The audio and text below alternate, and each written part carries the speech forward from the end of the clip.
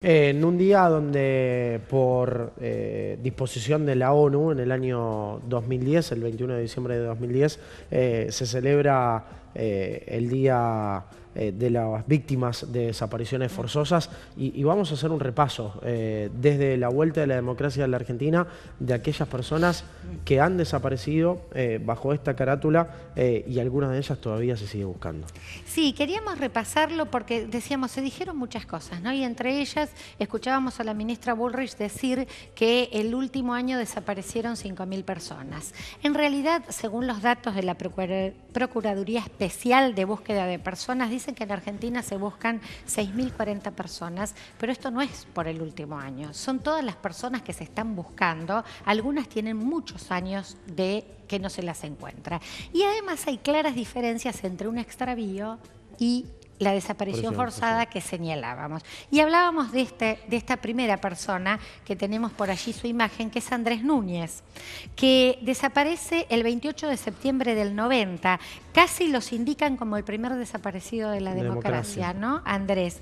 Él estaba casado con una hija, fue secuestrado de su casa en la localidad platense de Villa Elvira y fue torturado en la brigada de 61, 12 y 13. Lo golpean, lo torturan, querían que se declare culpable del robo de una bicicleta.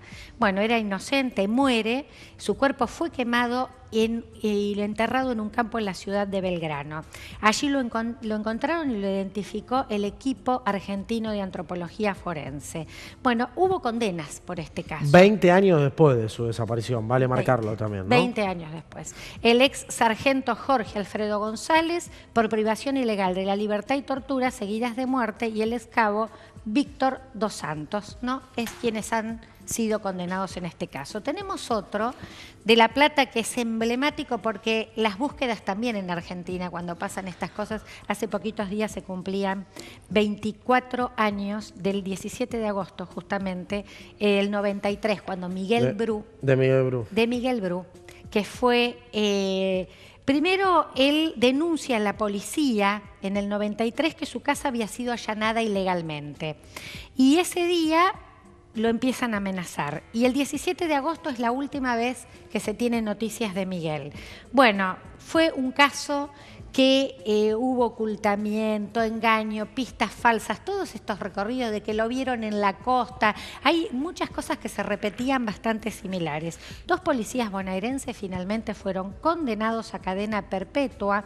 La policía 9, ¿no? La unidad 9 es la que tuvo que ver, la comisaría novena es la que tuvo que ver con el caso de la desaparición de Miguel Bru, y fueron condenados a perpetua Walter Abrigo y Justo López por el caso de Miguel, que todavía su cuerpo no ha sido encontrado. Rosa Bru, bueno, un ejemplo en el reclamo por su hijo y en la defensa de todos los derechos humanos, ¿no?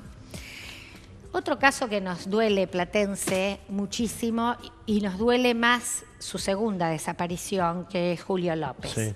Este tiempo lo comparaban, pero fíjense qué pasa en estas situaciones. La de Julio López tiene características muy especiales. Él no puede escuchar el 18 de septiembre del 2006, cuando lo desaparecen por segunda vez. Su primer desaparición fue en el 76, ese día se leía la condena Echecolás, la primer condena que en sus fundamentos planteaba los delitos de lesa humanidad.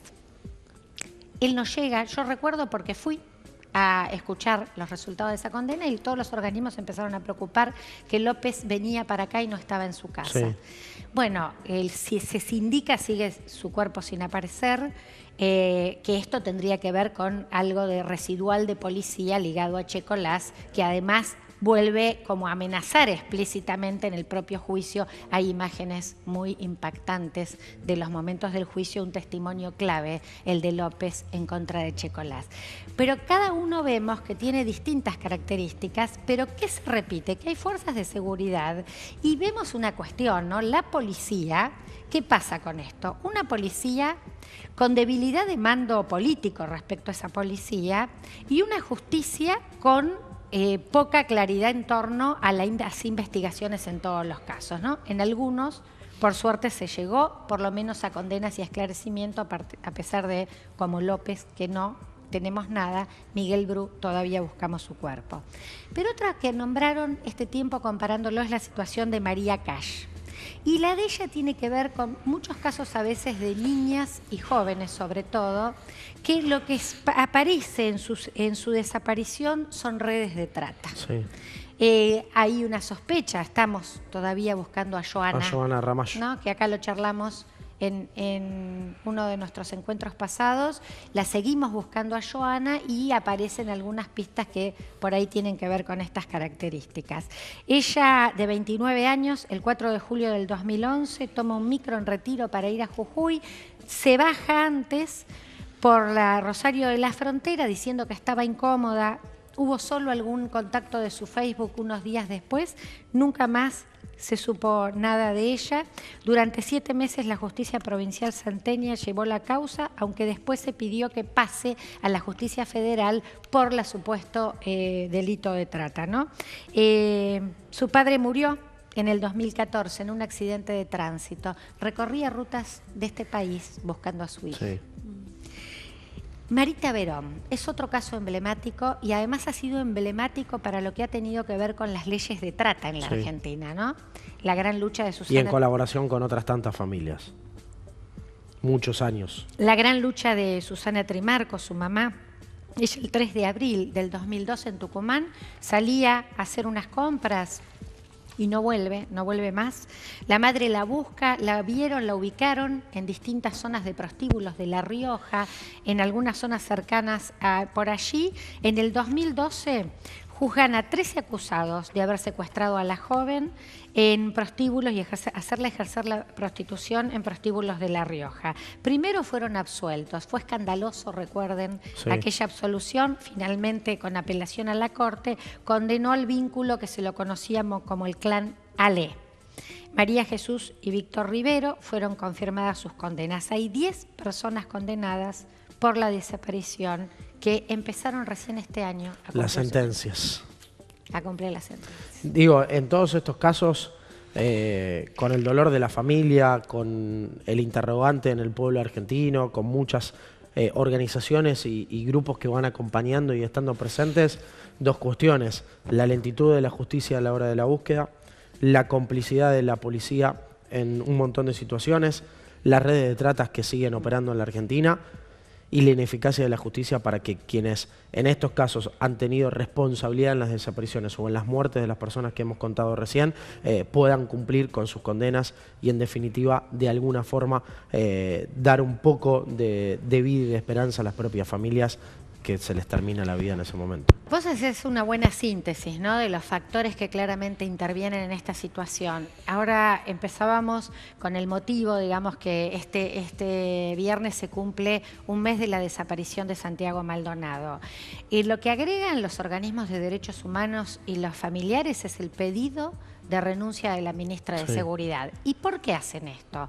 Porque lo que no ha habilitado hasta aquí el gobierno, y sobre todo en cabeza de la ministra, es esta hipótesis y favorecer que se produzca una absoluta investigación con total transparencia. Hay una actitud de encubrimiento sobre la fuerza que está bajo su mando, que estaba allí bajo sus órdenes políticas, porque lo han dicho la Gendarmería, el jefe de Gendarmería. Nosotros respondíamos estrictas órdenes de nuestra jefatura, que era la ministra, que además tenía su jefe de gabinete en el propio lugar. Parece casi una vidente cuando ella dice: Gendarmería no tiene nada que ver. ¿Puede alguien decir con tanta seguridad esto? Bueno, de hecho ya la carátula del expediente dice otra cosa, imágenes que se han visto dicen otra cosa, muchos testigos lo dicen. Los familiares plantean que Patricia Bullrich debe dejar de tener que ver con esta investigación porque si no sienten que va a seguir creciendo un encubrimiento, bueno, que cada día es más alarmante.